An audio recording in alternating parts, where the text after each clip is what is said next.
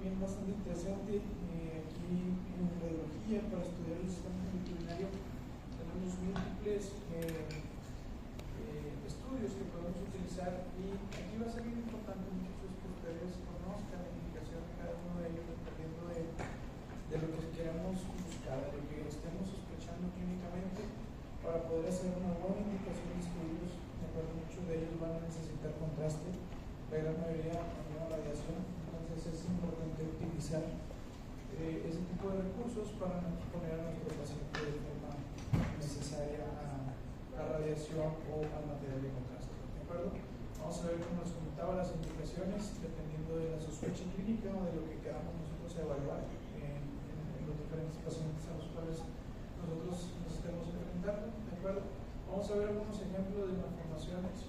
Aquí en el sistema urinario también tenemos múltiples variantes anatómicas, malformaciones congénitas que debemos de conocer para tratar de evitar diagnósticos erróneos. De acuerdo, algunos de ellos pueden simular algunas neoplasias o causarnos confusión a la hora de estar nosotros evaluando nuestros estudios. ¿Okay?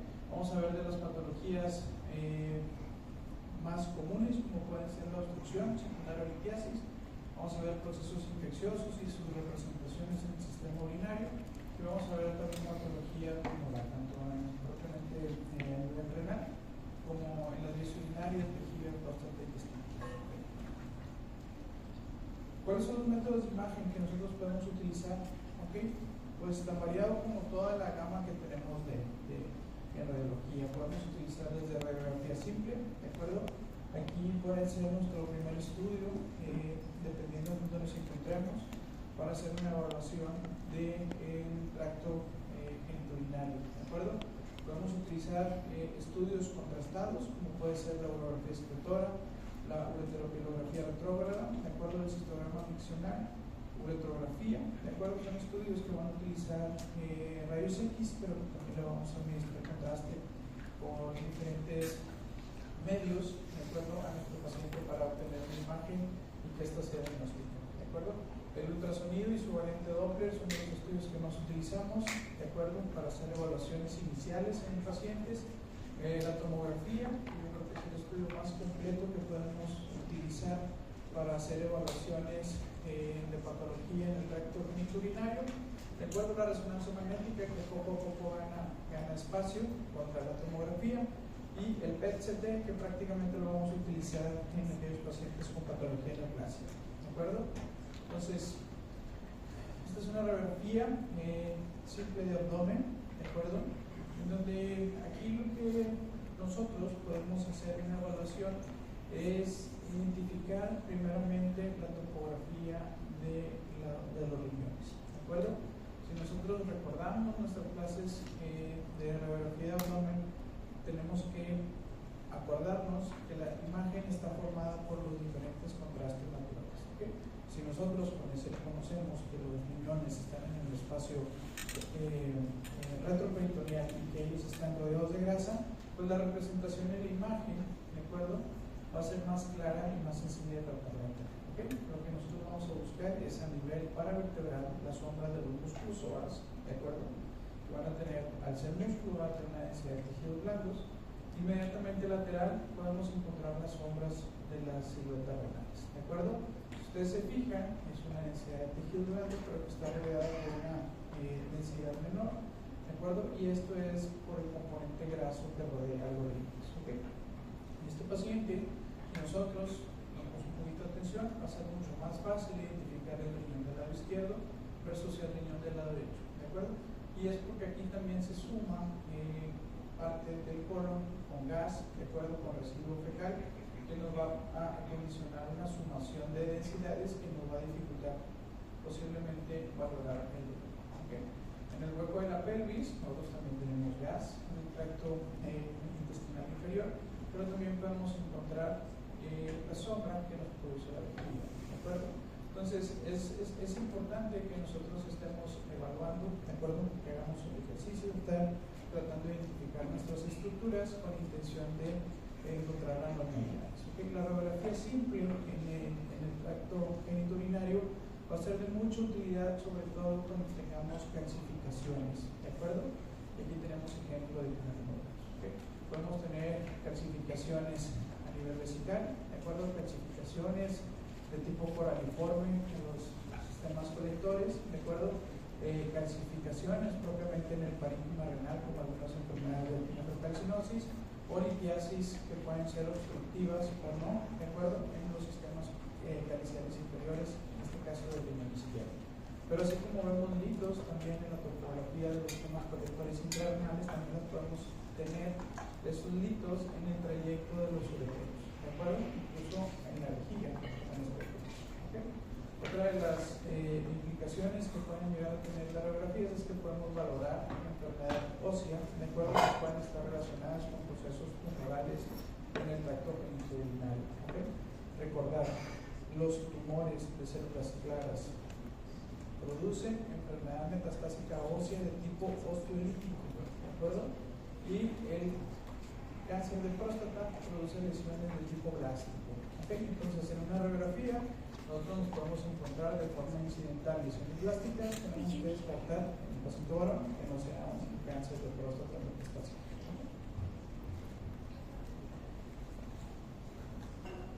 La urografía descriptora, ¿de acuerdo? Es un estudio que no se hace con fluoroscopía o con rayos X convencionales, pero en donde se le administra contraste intravenoso al paciente, ¿de acuerdo?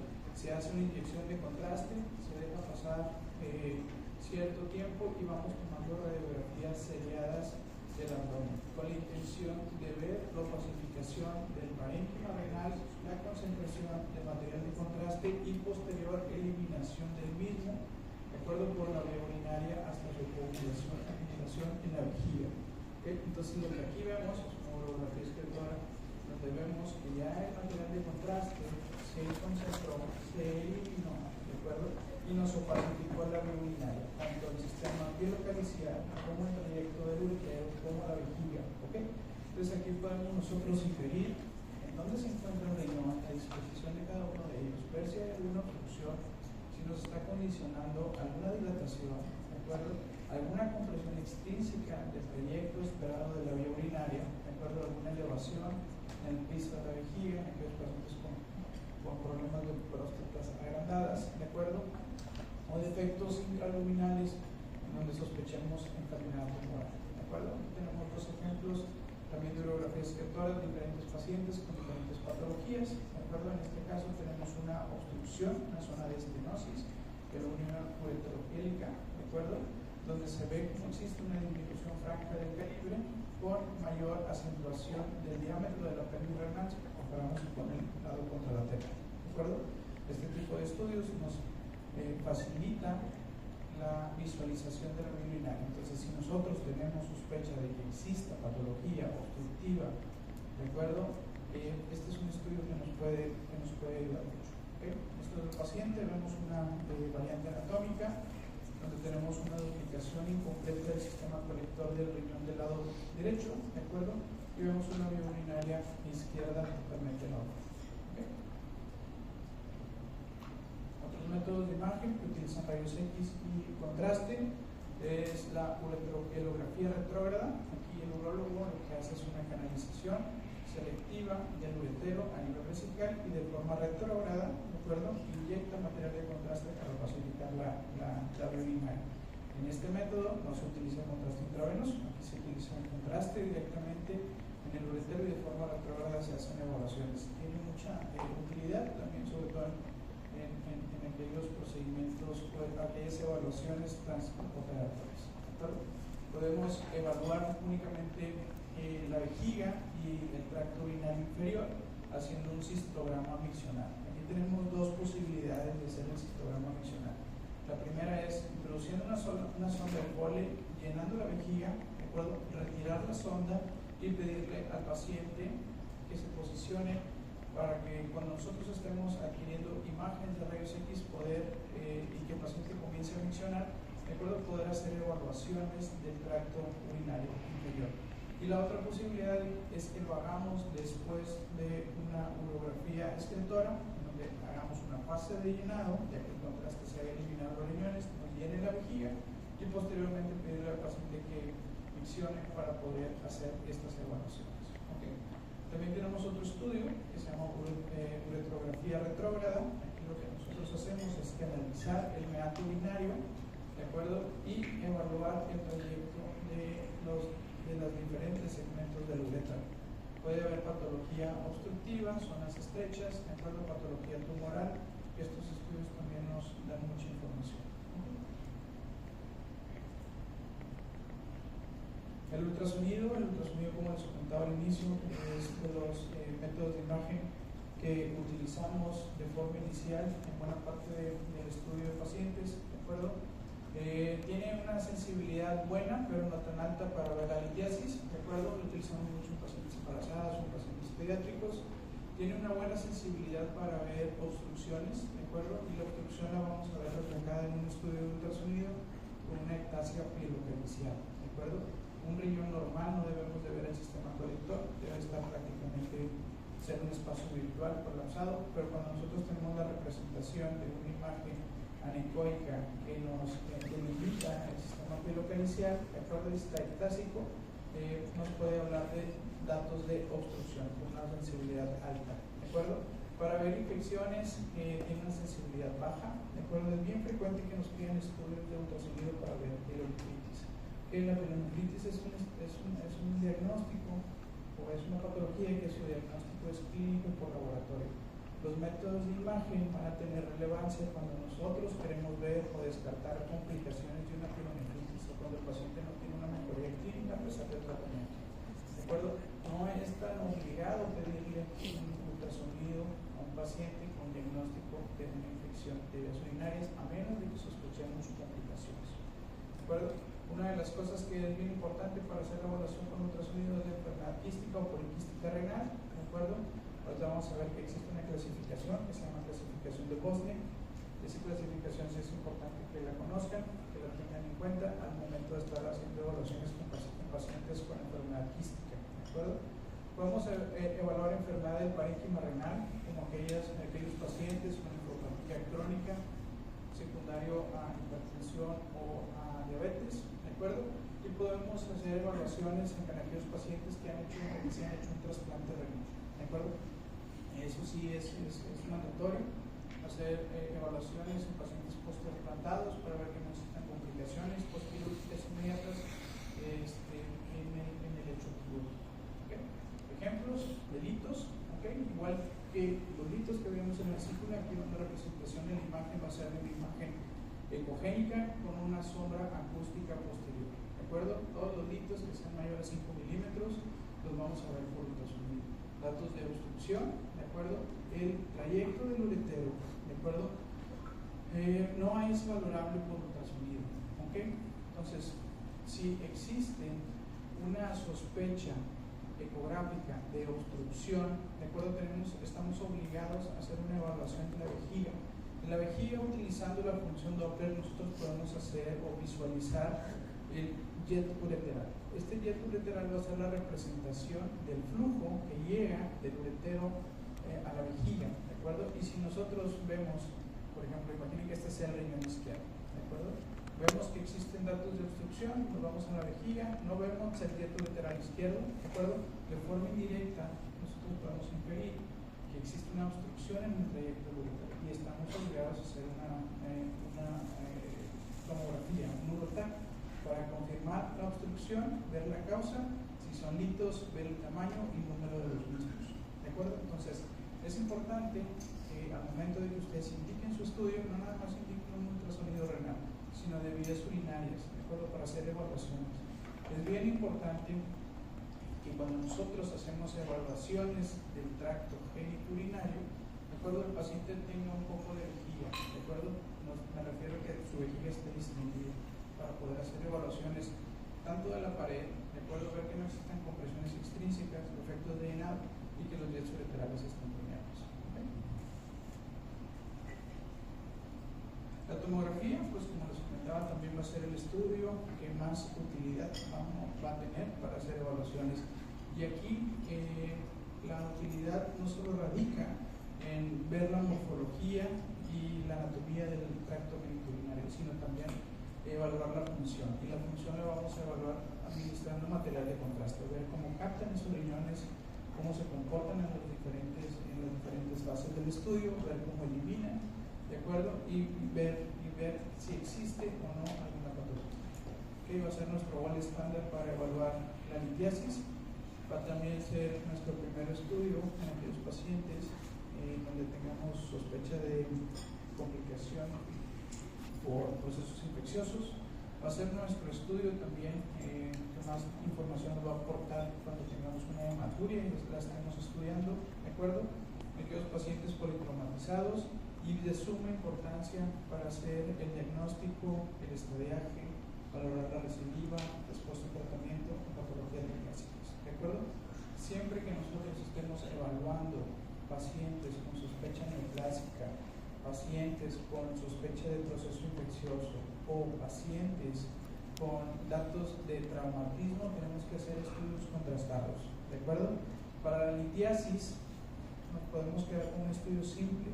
¿Por qué? Porque la gran mayoría de los litos que vamos a evaluar van a ser de calcio, ¿de acuerdo? Entonces no es necesario, en la gran mayoría de las ocasiones, administrar contraste, pero para todas las demás indicaciones sí es de suma importancia administrar contraste intravenoso. La resonancia magnética, ¿cuándo la vamos a usar? Cuando por alguna razón no podamos hacer una tomografía, no sé, por ejemplo, pacientes embarazadas, de acuerdo, pacientes pediátricos, cuando nos haya quedado una duda razonable diagnóstica mediante algunos de los otros métodos de imagen.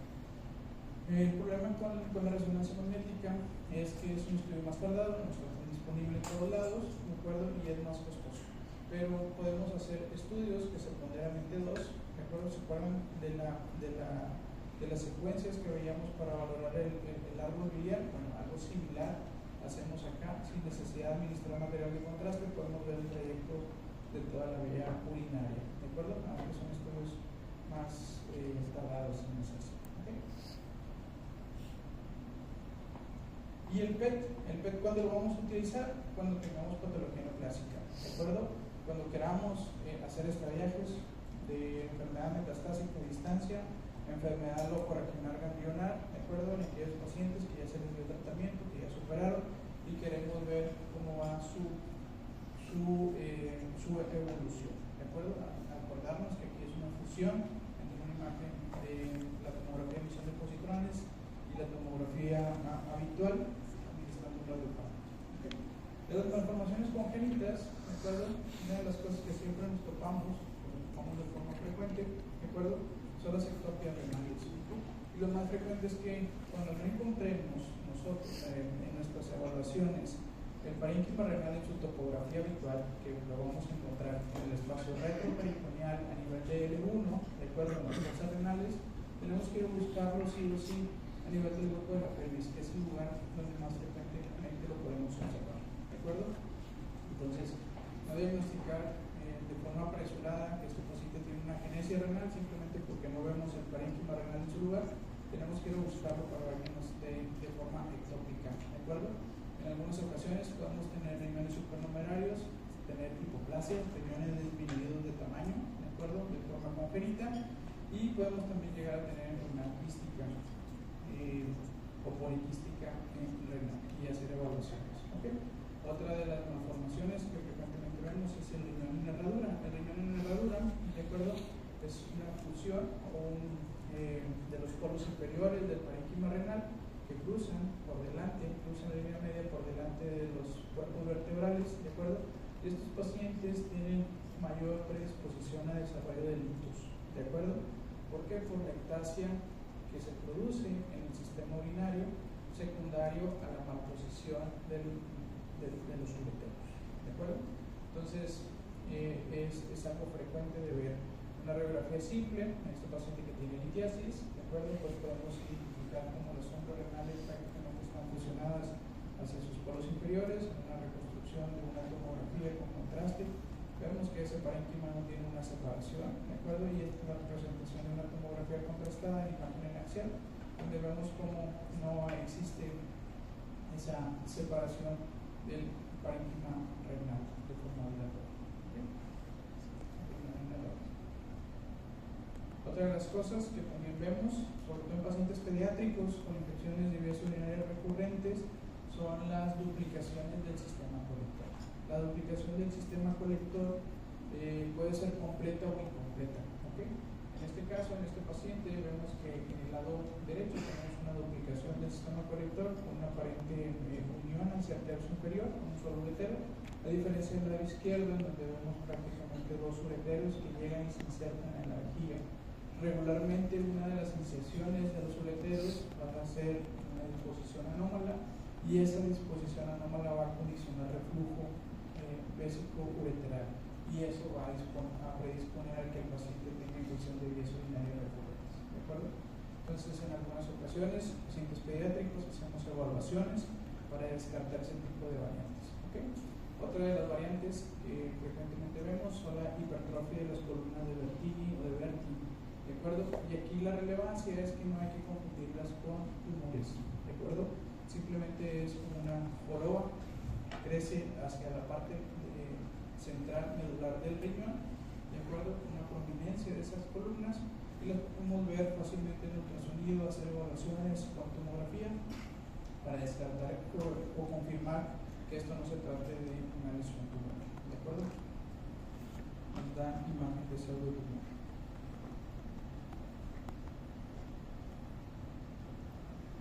Muy bien.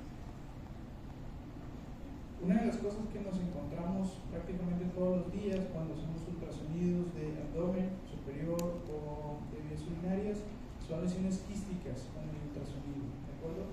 Igual que las lesiones quísticas en cualquier otro órgano sólido del cuerpo van a estar llenos de líquido, ¿de acuerdo? Aquí la relevancia es que en el riñón estas lesiones quísticas pueden representarnos una lesión neoplásica maligna, ¿de acuerdo?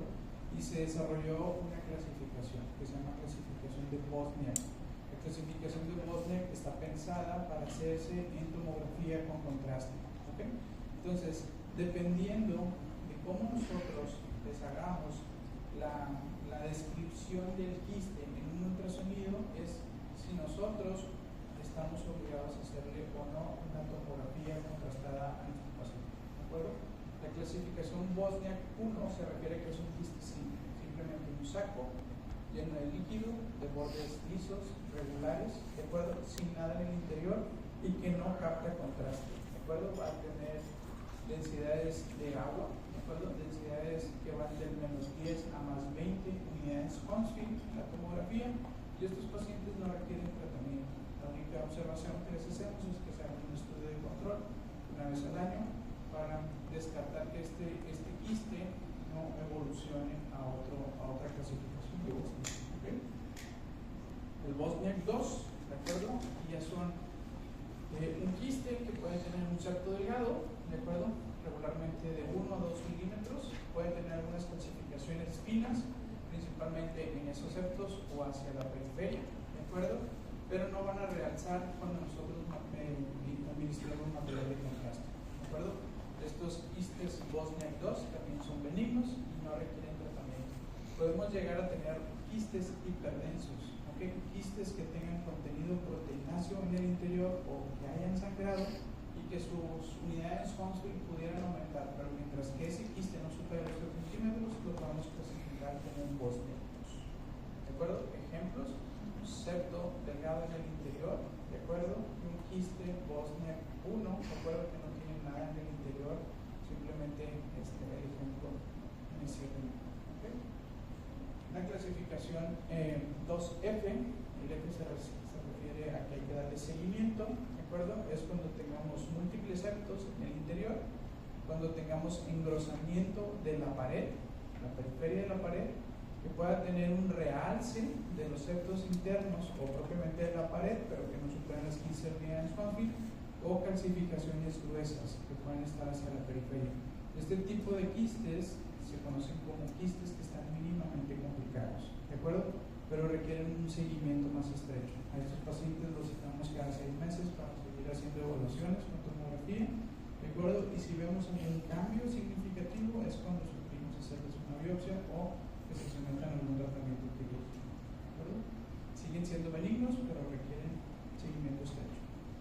Ya con el 3 cambia la cosa, ¿de acuerdo que ya son quistes que sí se requiere un diagnóstico histológico, de acuerdo, regularmente se hace una punción, se hace un aspirado, de acuerdo, para mandar una citología o propiamente se hace una resección quirúrgica. Aquí vamos a tener engrosamientos uniformes de la pared, podemos llegar a tener nodularidades de la misma, de acuerdo, con calcificaciones periféricas gruesas e irregulares, y estas ya tenían una captación de material de contraste por encima de las 15 unidades, ¿de acuerdo?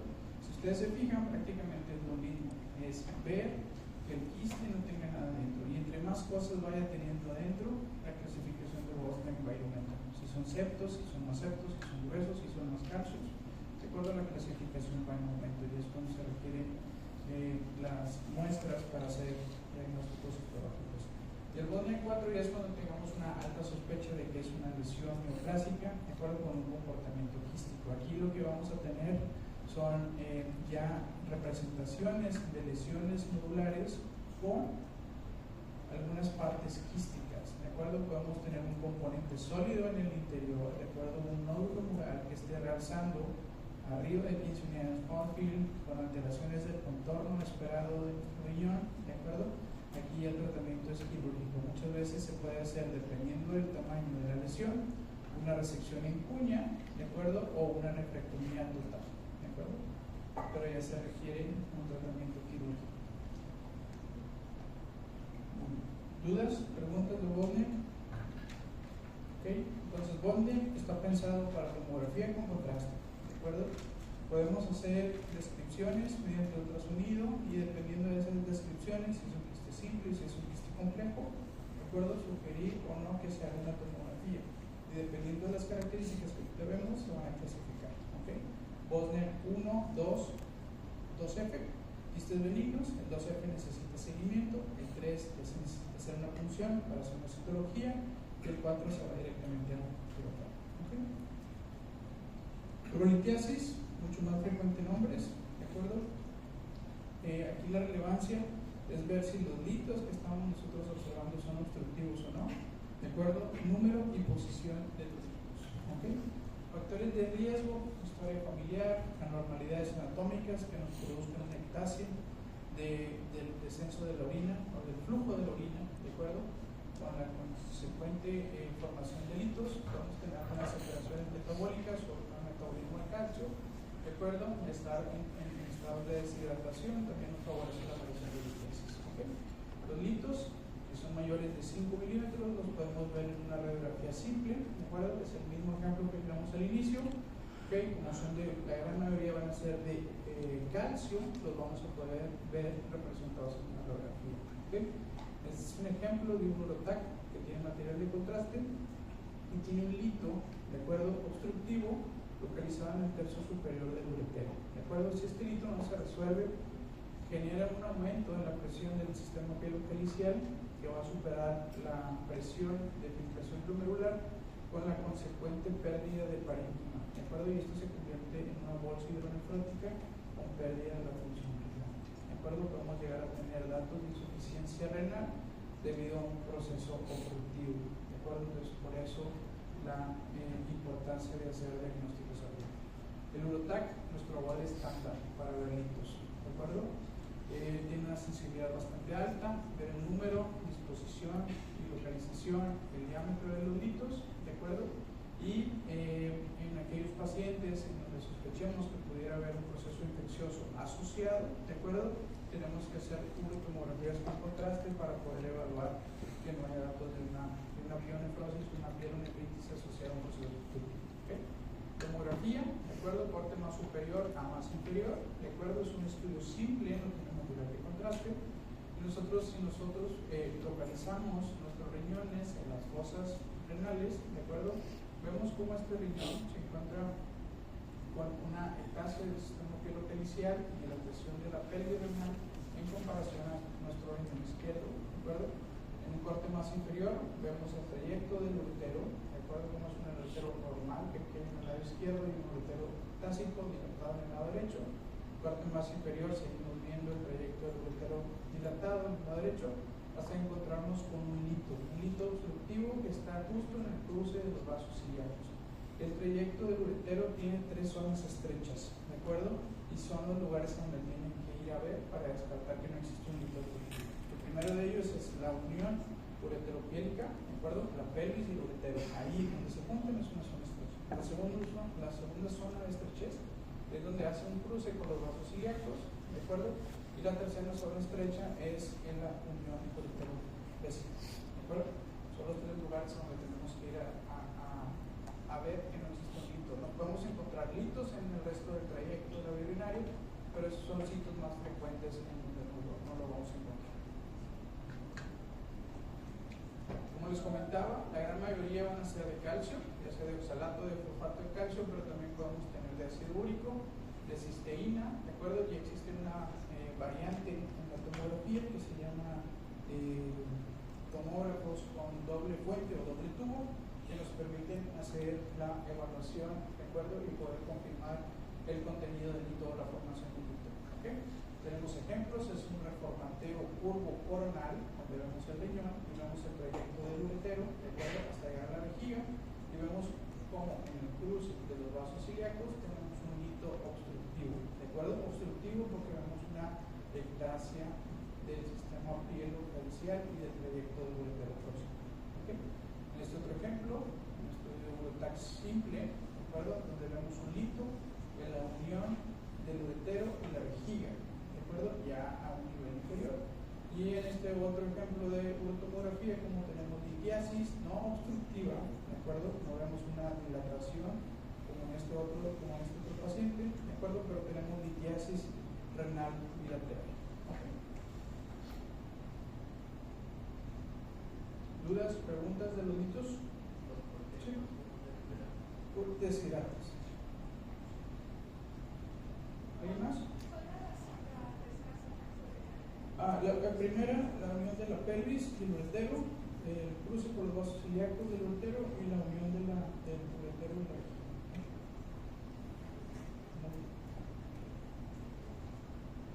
Sobre pielonefritis aguda, ¿de acuerdo? El diagnóstico clínico del laboratorio. ¿Okay? Podemos tener una fisiopatología de un proceso infeccioso con ascenso de vías urinarias bajas o una diseminación hematógena. ¿Okay? Entonces, aquí lo que nosotros vamos a evaluar son complicaciones principalmente con estudios de imagen, que puede ser ultrasonido o tomografía principalmente. ¿De acuerdo?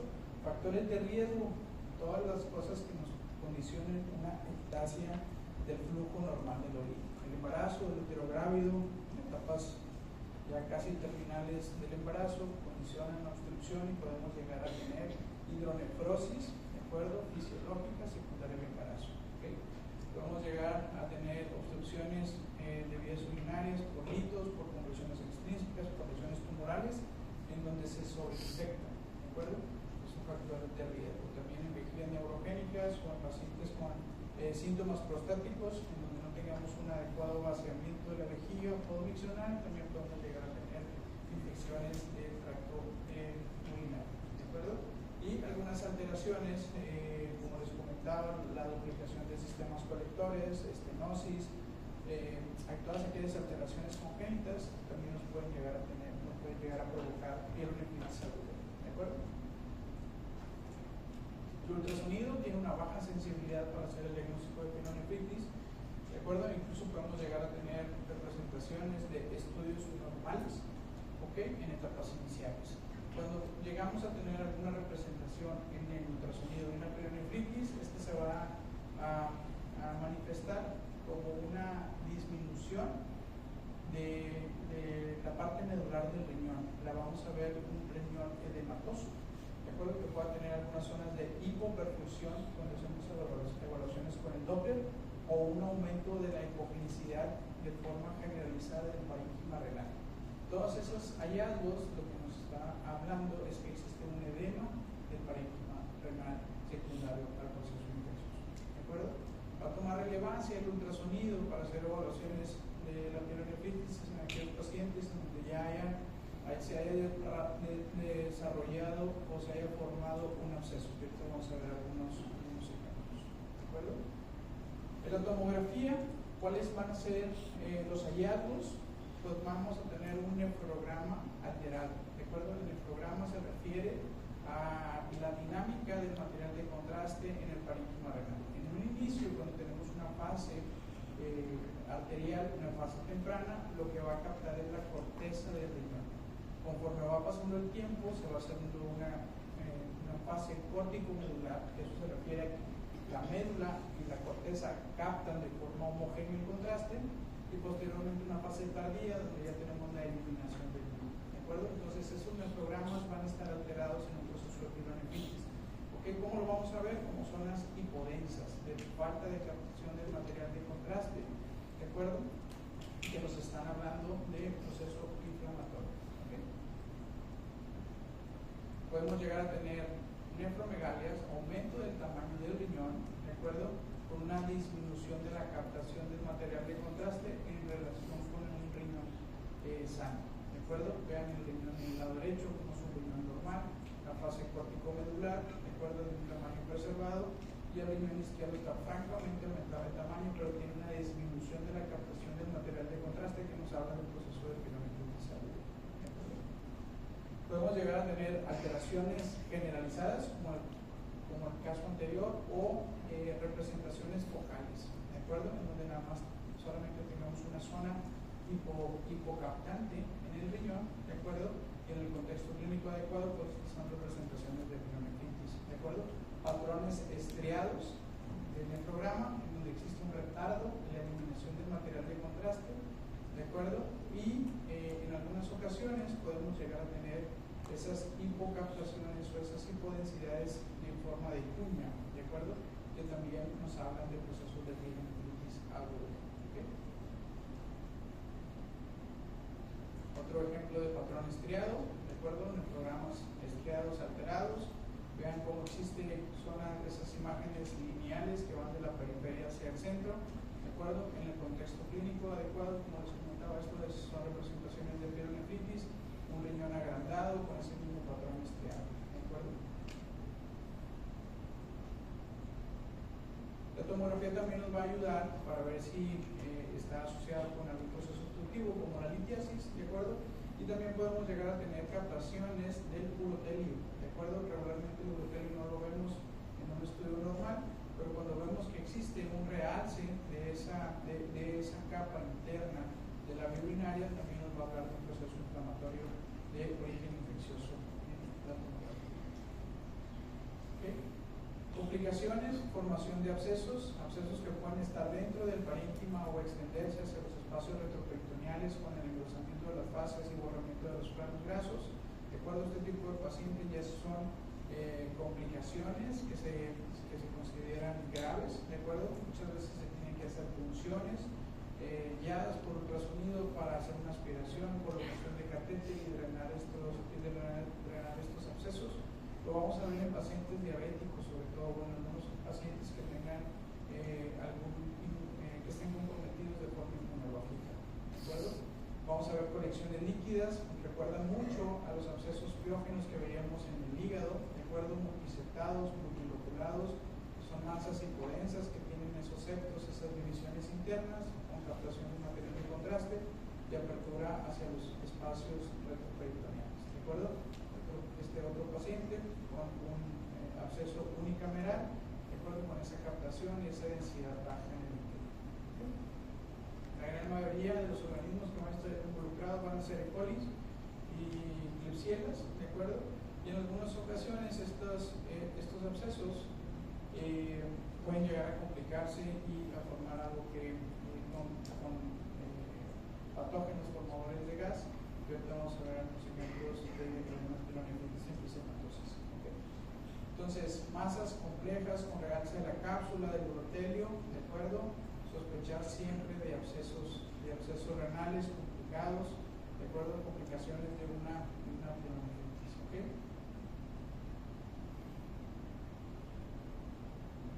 En el ultrasonido, ¿cómo lo vamos a ver? Como si fuera una lesión quística, pero dentro de ese quiste vamos a tener detritus, ¿de acuerdo? Vamos a tener material ecogénico de baja intensidad que nos va a hacer sospechar una cápsula gruesa que nos va a hacer sospechar de lesiones abscesales, ¿de acuerdo? Aquí hay que hacer una punción, un drenaje, una colocación de catéter para poder mejorar clínicamente a estos pacientes.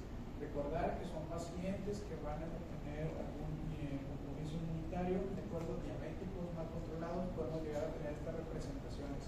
Pielonefritis enfisematosas, ¿de acuerdo?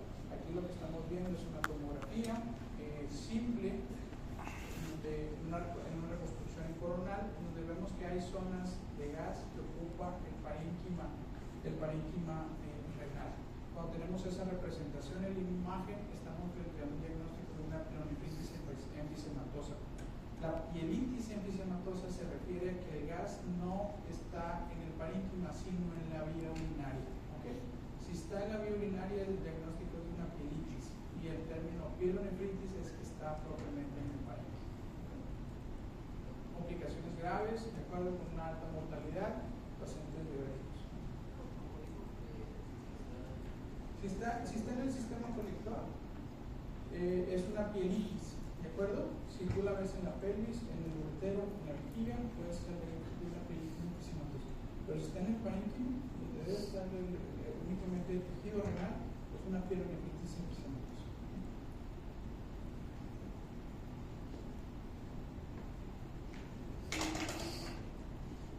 La diferencia también radica en que el tratamiento, de acuerdo al pronóstico de estos pacientes, también es diferente. Entonces, poder hacer el diagnóstico de uno u otro de otra entidad es una importancia. ¿Okay? La pielonefrosis se refiere a que vamos a tener pus en el sistema colector, ¿de acuerdo? Y esto, la gran mayoría de las ocasiones, va a estar condicionado por un proceso obstructivo. Cuando tenemos diagnósticos de pielonefrosis, aquí lo que tenemos que hacer es una derivación percutánea, hacer una nefrostomía percutánea, en donde mediante ultrasonido llevamos una aguja, de acuerdo, hacia el sistema colector dilatado, utilizamos una guía metálica para canalizar el útero proximal y vamos dilatando todo el trayecto de nuestra primera función hasta colocar un catéter de drenaje que salga por la espalda, ¿de acuerdo? Y poder derivar toda esta función, ¿de acuerdo? Es el tratamiento de lesión en pacientes con pielonefrosis. Es una emergencia médica, ¿de acuerdo? Estos pacientes regularmente están graves, pueden caer en shock séptico en cualquier momento, ¿de acuerdo? Entonces hacer el diagnóstico y darles un tratamiento oportuno es andatorio. Cuando tenemos procesos de pielonefritis que no se han resuelto o que se resuelven de manera parcial, no completa, podemos llegar a tener representaciones de pielonefritis crónica. ¿Cómo la vamos a ver en los estudios de imagen? Riñones que se queden disminuidos de tamaño, con contornos lobulados, muescas corticales, ¿de acuerdo? Y un adelgazamiento de la relación córtico-medular. Si nosotros vemos esta representación en el estudio de imagen, téngalo por seguro que este paciente ha tenido infecciones de repetición y lo podemos categorizar como una pielonefritis crónica, ¿de acuerdo? Por ejemplo, un riñón derecho normal con su espesor cortical esperado, buena captación, y un riñón disminuido de tamaño que tiene esas lobulaciones, esas muescas corticales y zonas de adelgazamiento.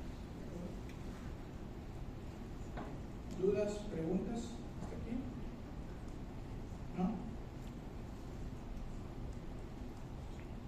Vamos a ver hasta dónde alcanzamos el cáncer renal, ¿de acuerdo? El cáncer renal,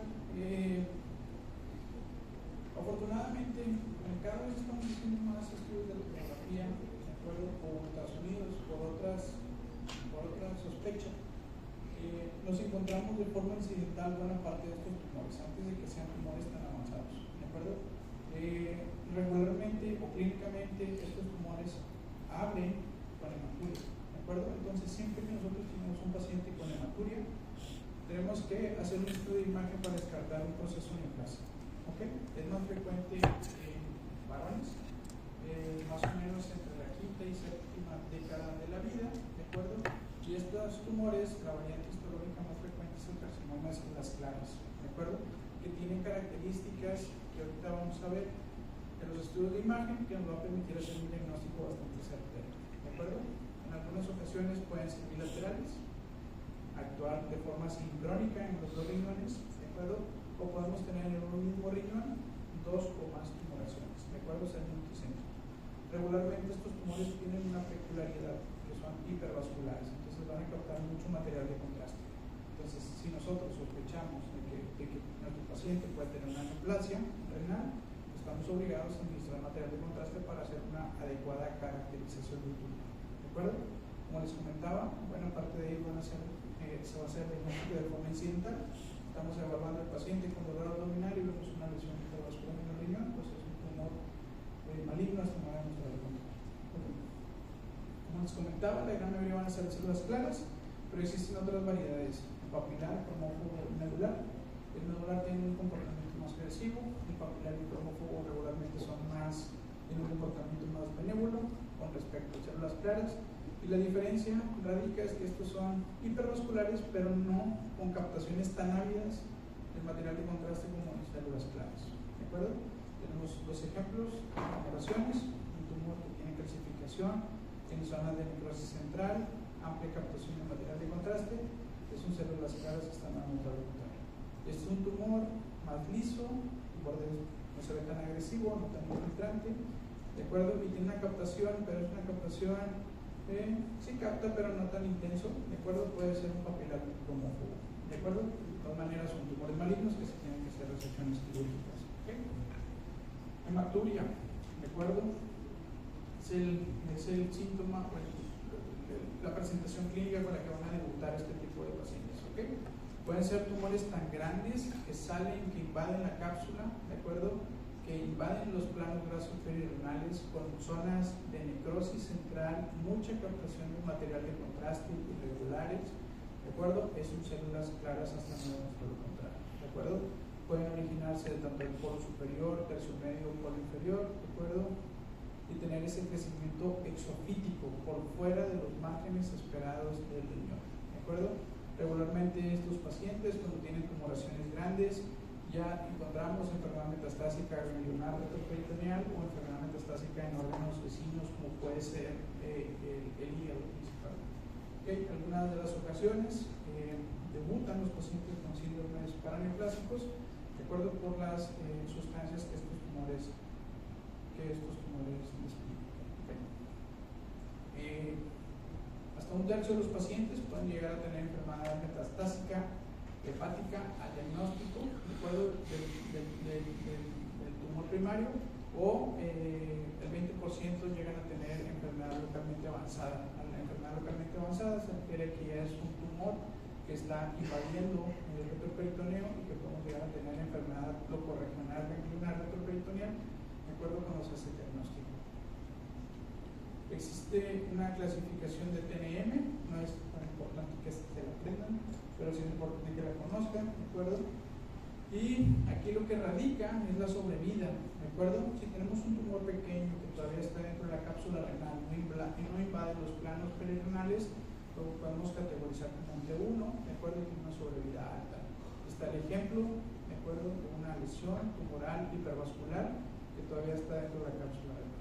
Otro ejemplo, ¿de acuerdo? Vean cómo tiene esa pérdida de la arquitectura normal del riñón, vemos como la zona cortical capta, la zona medular está más impodensa, dependiendo de la fase del estudio, pero aquí tenemos una lesión redondeada hipercaptante, ¿de acuerdo? Que es un tumor de células claras, hasta no mostrar lo contrario, ¿de acuerdo? Y podemos tener lesiones invasivas que ya se consideran un T2 cuando sobrepasan la cápsula y su sobrevida baja considerablemente a 5 años, ¿de acuerdo? De un 90 a un 50% con el simple hecho de la invasión venosa.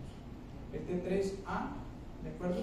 Es cuando ya tenemos invasión a ganglios regionales, ganglios retroperitoneales. Los ganglios retroperitoneales los tenemos que ir a buscar a los lados de los vasos retroperitoneales, tanto de la aorta como de la vena cava, y tenemos la representación de sus ganglios. Acuérdense, la enfermedad metastásica se asemeja o tiene un comportamiento al tumor primario. Si nosotros conocemos que el tumor primario puede calcificar, tiene hipercaptación y necrosa, la enfermedad metastásica va a tener el mismo comportamiento, ¿de acuerdo? Entonces vean el tumor, como es un tumor grande que sale en la cápsula, y ya tenemos adenopatía que parece literalmente un hijo del tumor primario.